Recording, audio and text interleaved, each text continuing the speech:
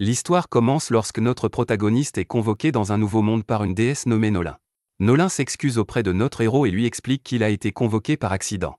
Elle explique que le sort de convocation des Otherworlders sélectionne au hasard un groupe d'élus dans une liste. Notre héros était exclu de cette liste, mais le sort l'a tout de même choisi. Ce sort est suffisamment dangereux pour détruire le monde entier, c'est pourquoi il est interdit. Cependant, la nation l'a activé dans des conditions imprudentes. Nolin a été furieuse d'apprendre l'activation du sort et a agi rapidement pour l'arrêter. Malheureusement, elle n'a pas réussi à arrêter le sort, et c'est pourquoi elle a amené notre héros ici temporairement. Les vrais élus sont parvenus jusqu'à l'Empire, mais notre héros se rend compte qu'il n'était qu'une erreur et qu'il veut juste rentrer chez lui. Malheureusement pour lui, cela ne sera pas possible. Nolin révèle qu'elle était tellement bouleversée qu'elle a complètement modifié le sort interdit pour qu'il ne puisse plus jamais être utilisé. Non seulement notre héros est coincé dans ce nouveau monde, mais Nolin lui révèle également qu'il n'a plus de corps où retourner. Tout ce qu'il peut faire maintenant, c'est recommencer sa nouvelle vie dans ce nouveau monde. Le problème, c'est qu'il ne peut pas aller dans l'Empire avec les autres, car il n'est pas un véritable élu et il sera maltraité. Nolin lui assure qu'elle l'enverra plutôt dans une grande nation, semblable à celle que l'on trouve dans les contes de fées. Notre héros, Takumi, hésite, mais Nolin lui promet de lui donner sa bénédiction. Notre protagoniste apprend qu'il aura 17 ans au lieu de 40 dans son ancienne vie. Au lieu d'être un salarié, il pourra désormais obtenir l'un des nombreux emplois de combat ou de production. Takumi aimerait vivre une vie paisible loin des monstres, il prévoit donc de choisir un travail de production. Nolin donne gentiment à notre garçon quelques objets pour l'aider dans son voyage et l'envoie sur le chemin.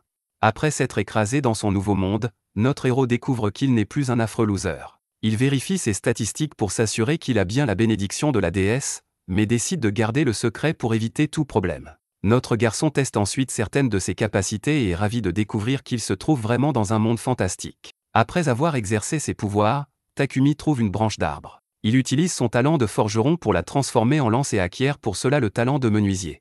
Takumi utilise ensuite sa compétence d'évaluation pour voir qu'il y a un trésor d'herbe à proximité. Après en avoir cueilli trop, il se rend compte qu'il n'a plus assez de place dans son sac. Heureusement, il se souvient que Nolin lui a donné une boîte à objets spéciale. Elle l'a fabriquée spécialement pour lui, et elle permet un stockage infini. C'est alors qu'un petit avorton supplie Takumi de l'aider, et ce dernier se prépare au combat.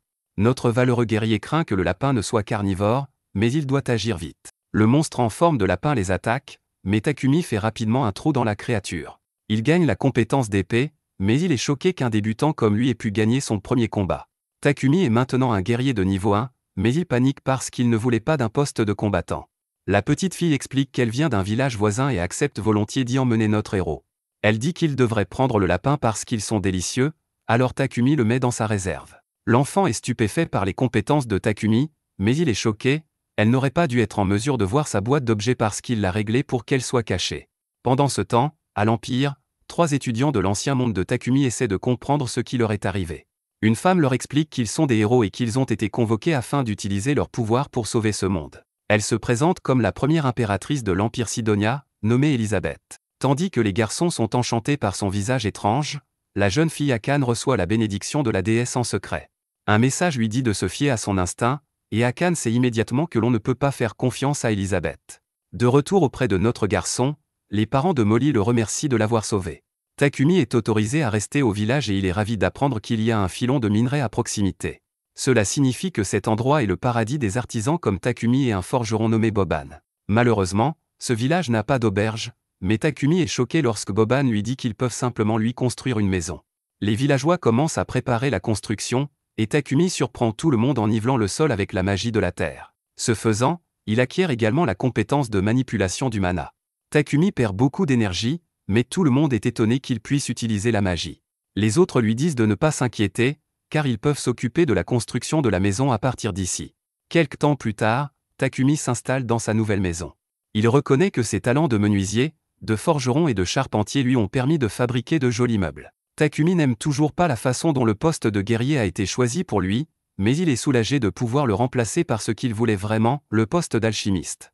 Takumi, l'alchimiste, se tourne alors vers une table où se trouve du minerai de fer, du minerai d'argent et du minerai de cuivre qu'il a extrait plus tôt. Il a également du minerai de fer magique, que l'on dit imprégné de mana.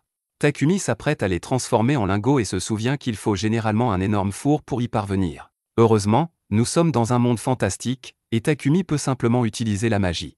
Il est ravi de pouvoir enfin faire de l'alchimie et se met au travail. Il explique que l'alchimie comprend 5 techniques, la décomposition, l'extraction, la pulvérisation, la synthèse et la recomposition.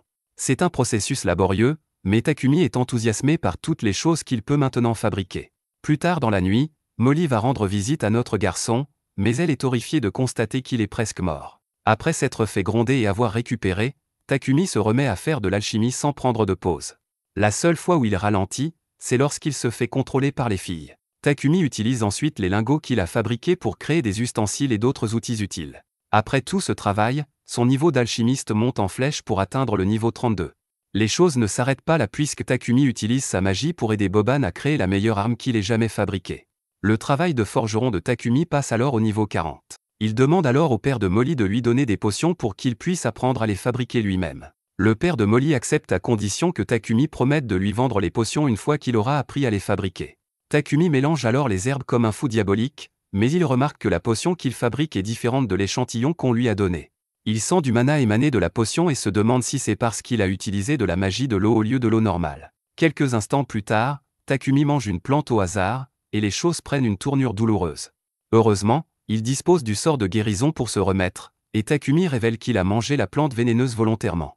C'est le moyen le plus rapide de gagner en résistance et d'augmenter sa compétence en magie légère. C'est assez dur pour son corps, mais il est soulagé de savoir qu'il peut maintenant utiliser la magie de purification. Le soulagement est cependant de courte durée, car un monstre porcin géant apparaît. La dague et la lance de Takumi sont inutiles face à la puissante bête, qui l'envoie voler. Takumi est en très mauvaise posture car le monstre se prépare à une nouvelle attaque, il utilise donc plusieurs sorts pour se défendre. Malheureusement, cela ne donne rien et Takumi tente désespérément de trouver une solution. C'est alors qu'il panique en découvrant qu'un autre monstre tente de l'attaquer par derrière. Il s'avère que l'araignée est blessée, mais cela ne l'empêche pas de protéger Takumi. Malheureusement, le petit bonhomme paie le prix pour avoir distrait le monstre, et Takumi doit à nouveau se défendre. Il panique car rien n'a fonctionné jusqu'à présent, mais il se souvient qu'il lui reste encore une chose à essayer. La dernière option de Takumi est d'essayer d'utiliser son alchimie. Il utilise la décomposition sur la bête, et heureusement, cela fonctionne, rendant notre garçon victorieux. Takumi s'approche en boitant de l'araignée blessée pour la remercier et refermer sa blessure. Il se prépare à partir, mais il est choqué lorsqu'il obtient la compétence d'apprivoisement et que l'araignée devient son animal de compagnie. Takumi demande à l'araignée si elle veut l'accompagner dans son aventure, et le petit bonhomme accepte avec joie. Takumi lui donne le nom d'érable et est stupéfait de la voir évoluer instantanément. Lorsque Takumi revient au village, tout le monde est stupéfait de voir qu'il a vaincu un sanglier géant. Ils sont ensuite horrifiés lorsqu'ils voient que Takumi est attaqué par une araignée, mais il explique qu'il l'a apprivoisé. Le plus impressionnant, c'est que les monstres insectes ne sont même pas censés être apprivoisés. Pendant que tout le monde se régale du sanglier, le père de Molly dit à Takumi qu'il devrait aller dans une grande ville pour vendre les restes du monstre pour beaucoup d'argent. Les villageois assistent à la fête et reconnaissent que leur petit village est devenu beaucoup plus vivant depuis l'arrivée de Takumi. Cependant, ils sont persuadés que Takumi est destiné à de grandes choses et qu'il n'est pas le genre de personne à rester dans un petit village. Ailleurs, Nolin est heureuse de voir que Takumi se débrouille bien dans son aventure. Une autre déesse se demande ce que Nolin prépare, car elle a accordé à Takumi un corps spécial et lui a même donné sa bénédiction. Ce n'est pas tout, car il est révélé que Nolin a également envoyé Takumi une année entière dans le passé avant que l'Empire n'active le sort d'invocation. Nolin ne le fait pas pour une raison particulière, mais elle voit manifestement quelque chose de spécial en notre héros. Plus tard, Takumi gronde Maple pour une raison étrange. Il s'avère que pendant que notre héros dormait, son nouvel animal de compagnie a utilisé ses toiles pour piéger Takumi. La petite araignée s'excuse, mais elle souligne que Takumi a été très occupé et qu'elle se sentait seule. Takumi reconnaît que c'est de sa faute, car il était trop concentré sur la fabrication de potions et d'autres travaux. Il s'excuse auprès de Maple et lui promet de prendre un jour de congé pour jouer avec elle. La petite Maple ne pourrait être plus heureuse, mais l'invité de Takumi est terrifié. Takumi l'assure rapidement que Maple n'essaie pas de le manger vivant, mais Martha s'intéresse étrangement à la soie d'araignée de Maple. Quelques instants plus tard, Martha étonne ses amis avec les vêtements qu'elle a confectionnés avec la soie d'araignée. Takumi ne comprend pas pourquoi tout ce remue-ménage, alors les dames lui expliquent que la soie d'araignée est un produit de luxe. Elle est très difficile à trouver car, en général, les nobles l'achètent. Les filles sont très heureuses et remercient Maple. Martha demande au petit producteur de soie de fabriquer un fil plus élastique, mais Takumi essaie d'expliquer que Maple ne comprend personne d'autre que lui. Martha essaie alors de lui parler comme à un enfant. Étonnamment, cela fonctionne, et Takumi n'arrive pas à croire qu'ils communiquent réellement. Takumi rappelle à Maple qu'ils étaient censés jouer ensemble, mais elle a trouvé un nouveau but dans la vie, et elle lui dit qu'elle est trop occupée pour jouer. Cela arrange notre garçon, car il a d'autres choses à faire, et au moins son animal de compagnie est heureux. Takumi réfléchit au fait qu'il est dans ce village depuis un mois déjà, mais qu'il veut bientôt aller à la ville pour étudier l'alchimie et devenir plus compétent. Le seul problème est qu'il ne sait pas comment dire à tout le monde qu'il veut partir parce qu'ils ont été si gentils avec lui. À la forge, Boban a fabriqué une armure pour Takumi. Boban dit qu'il devra renforcer les bottes pour tous les coups de pied que Takumi aime donner, mais Takumi lui rappelle qu'il n'est pas un combattant, mais un producteur. Cela fait rire Boban, car il n'y a pas un seul producteur en vie qui pourrait entrer dans une forêt et vaincre un sanglier géant comme Takumi l'a fait. À ce moment-là, Banga arrive et Boban dit qu'il se sentira seul sans Takumi. Takumi n'a aucune idée de ce dont il parle, mais il s'avère que les gars savaient depuis le début que Takumi partirait bientôt. Pour que son travail de production se développe, il doit aller en ville, où la demande sera plus forte et où l'approvisionnement en matériaux sera plus fiable. Il se trouve qu'un commerçant de Bolton City arrivera la semaine prochaine et les gars ont déjà pris des dispositions pour que Takumi monte dans sa voiture. Les gars comprennent parfaitement ce que ressent Takumi, et notre héros les remercie pour tout. Ensuite, Takumi va chercher Martha, qui transporte des entrailles de lapin. Apparemment, c'est la partie la plus délicieuse, mais elle doit être traitée correctement pour éliminer les maladies et les parasites. Malheureusement, ils n'ont pas les outils nécessaires pour le faire et doivent donc être jetés. Heureusement, notre garçon a quelques compétences, et il explique qu'il peut simplement utiliser la magie de purification. Takumi purifie rapidement les entrailles à l'aspect dégoûtant et explique que l'on peut maintenant les manger sans danger. Martha est stupéfaite de voir qu'il peut utiliser la magie de la lumière, et elle le remercie parce que les viscères de lapin n'ont plus besoin d'être gaspillés.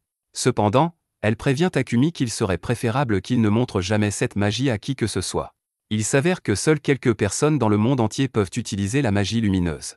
C'est tellement rare que ceux qui ont assez de talent peuvent gagner leur vie uniquement grâce à cela. Heureusement, personne dans ce village ne dira rien, mais il ne serait pas prudent de le montrer à qui que ce soit en dehors du village. Après cela, Takumi a passé la semaine suivante à consacrer toute son énergie au développement du village. Il s'est beaucoup soucié des villageois, et il veut rendre le village aussi sûr que possible pour qu'ils puissent y vivre. Il veut aussi leur rendre la vie plus facile et les remercier pour tout ce qu'ils ont fait pour lui. Pour ce faire, il remplace le mur en bois du village par un mur en pierre et utilise son alchimie pour fabriquer des robinets pour tous les tonneaux. À la fin de la semaine, le marchand est choqué de voir à quel point le village a été amélioré. Takumi est présenté au commerçant, nommé Papek, qui lui explique qu'il possède une société commerciale en ville. Takumi est prêt à faire ses adieux, mais il explique d'abord à Banga qu'il a terminé d'autres potions. Papek est étonné de voir cela, et Takumi révèle qu'il a fait livrer 100 exemplaires de la même potion à la maison de Banga. Takumi veut s'assurer qu'il y en a assez pour tout le village, et il demande à ce qu'elle soit distribuée à tout le monde au cas où quelque chose arriverait. Le marchand est absolument choqué par ce qu'il voit, et Takumi confirme qu'il s'agit d'une potion de guérison qu'il a lui-même fabriquée. Papek perd presque la tête à cause de l'incrédulité et examine la potion de très près. Juste à ce moment-là, les autres villageois arrivent pour faire leurs adieux, et Molly dit au revoir à Maple qui dort. Martha donne à Takumi un joli manteau et lui révèle que toutes les dames l'ont confectionné pour lui. C'est pour cela qu'elles ont utilisé les fils de Maple, et Takumi dit qu'il le chérira pour toujours. Takumi est ému lorsqu'il remercie tout le monde d'avoir été si gentil avec lui, et il dit au revoir. Alors qu'ils se saluent tous, Takumi pense que c'est le premier endroit où il a vécu dans son nouveau monde, et qu'il le considérera toujours comme sa ville natale. Les nouveaux amis de Takumi sont émus de voir à quel point les villageois tiennent à lui, et ils se présentent. Riel est le rouquin, Bogart est le chauve et It est le blond. Ensemble, ils forment le groupe d'aventuriers de Rance et connu sous le nom de Croc de Lion. Ils servent de garde du corps à Papek, mais ils s'ennuient car cette région est plutôt paisible. Ils ne verraient pas d'inconvénient à ce que des monstres apparaissent, mais Takumi pense exactement le contraire. Les gars se demandent pourquoi Takumi tient si fort son sac, alors Takumi révèle que son araignée tueuse se trouve à l'intérieur. Les gars sont terrifiés, mais Riel veut quand même jeter un coup d'œil. Il tente d'interpeller Maple, mais Takumi est choqué lorsque Maple lui assène un coup de poing au visage. Il blâme Riel pour son comportement et se demande si l'incident ne va pas amener Maple à craindre les humains. Heureusement, ce n'est pas le cas, car Maple s'est prise d'affection pour Bogart. Bogart est un père, après tout, ce n'est pas une surprise. Papek appelle Takumi et lui demande s'il serait prêt à vendre certaines de ses potions. À ce moment-là, la calèche s'arrête et les garçons se demandent si un monstre n'est pas apparu. Takumi est horrifié lorsqu'il voit un grand groupe de gobelins, mais les gars lui disent de ne pas s'inquiéter. Papek essaie également de lui assurer que ce n'est pas grave, mais il est terrifié. Les gars montrent alors leur savoir-faire en se débarrassant rapidement des gobelins. Certains d'entre eux tentent même d'attaquer le chariot, mais Riel les élimine. Après avoir pris les pierres magiques aux bêtes, le reste du voyage se déroule paisiblement.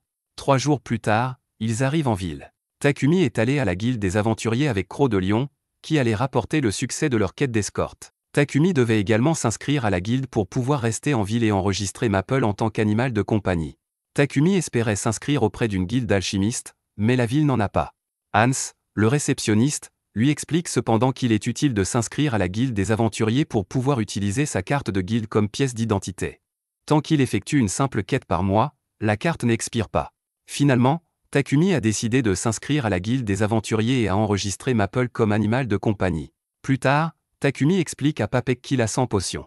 Papek lui offre 10 argent pour chaque potion de soin et d'endurance et 50 argent pour chaque potion de mana. C'est une tonne d'argent pour notre garçon, car cela correspond à environ 7 millions de yens dans son ancien monde. Curieusement, Papek s'excuse même d'offrir si peu et explique qu'il le fait uniquement parce que Takumi ne s'est pas encore fait un nom. C'est trop beau pour être vrai, et Takumi se demande si le commerçant n'a pas une arrière-pensée, mais Papek n'a pas l'air d'être du genre à tromper les autres. À ce moment-là, Papek change de sujet et interroge Takumi sur ses conditions de vie. Il sait que Takumi a l'intention de s'installer comme producteur, et Papek lui recommande donc de trouver une maison avec un atelier. Takumi n'a pas assez d'économies pour acheter une maison, mais Papek lui révèle que s'il est prêt à louer, sa société peut lui recommander un endroit. Les choses vont trop vite pour Takumi, mais Papek a déjà appelé quelqu'un pour lui montrer la maison à louer. Takumi est stupéfait de voir qu'il s'agit d'un manoir, et on lui dit que le loyer est de 1 or et 50 argent par mois. C'est beaucoup moins que ce à quoi Takumi s'attendait, et il se demande si l'endroit n'est pas hanté. Takumi pourra payer le loyer avec l'argent de la vente de ses potions à Papek, et l'endroit dispose même d'une remise pour son atelier. Takumi dit à Maple qu'il s'agit de leur nouvelle maison, et il accepte de louer la gigantesque bâtisse. Alors qu'il marche dans la ville, Takumi ne peut s'empêcher de s'interroger sur l'étrange odeur qu'il a sentie depuis son arrivée. On lui explique qu'elle provient des égouts. Les nobles utilisent des dispositifs d'épuration magique pour traiter les eaux usées de leur demeure, mais pas le reste de la ville. Les dispositifs d'épuration magique doivent être extraits de donjons ou de ruines anciennes et sont donc coûteux.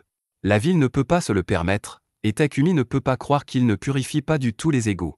On lui dit que des prêtres sont engagés pour les purifier périodiquement, mais la plupart du temps, ils doivent s'en contenter.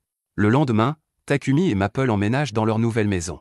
Notre héros attentionné avait déjà prévu de réparer les murs extérieurs de la ville, mais cela devra attendre car il a quelque chose de plus important à faire, quelque chose qui pourrait signifier la vie ou la mort. Après avoir mélangé de l'argile et du quartz, Takumi utilise la magie pour façonner l'objet sur lequel il travaille. Il utilise ensuite la magie du feu pour chauffer l'objet et ajuster la température. Il utilise ensuite la magie de l'espace-temps pour raccourcir le temps de cuisson.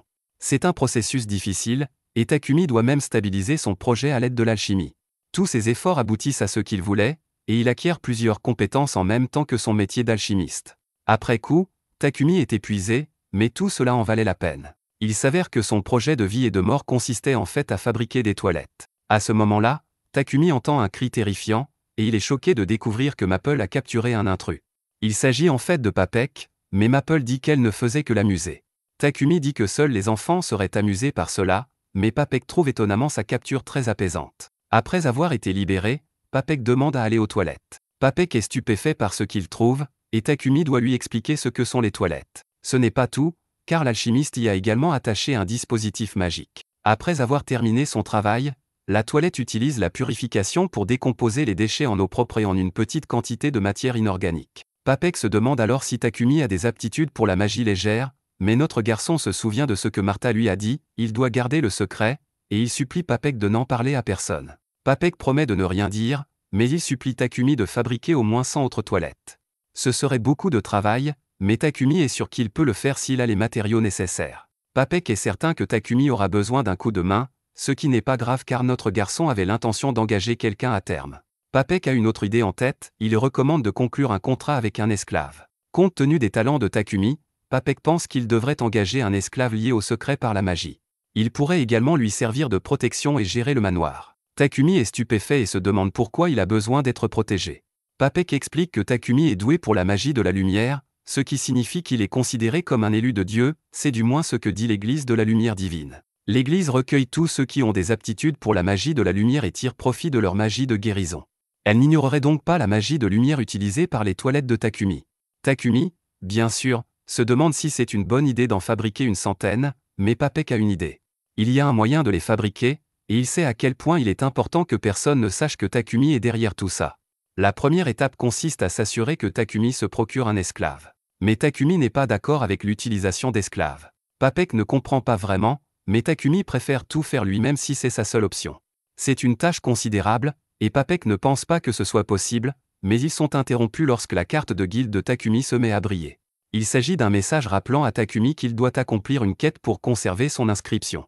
Il lui est demandé de se rendre à la guilde des aventuriers avant la date limite, et Takumi se rend compte qu'il a vraiment besoin d'un coup de main supplémentaire. Papek connaît l'endroit idéal, car il emmène Takumi à la compagnie Mulen, le marchand d'esclaves le plus digne de confiance de la ville. Papek lui dit d'attendre à l'entrée de l'entreprise pendant qu'il prépare une réunion, mais notre garçon finit par s'égarer dans un jardin.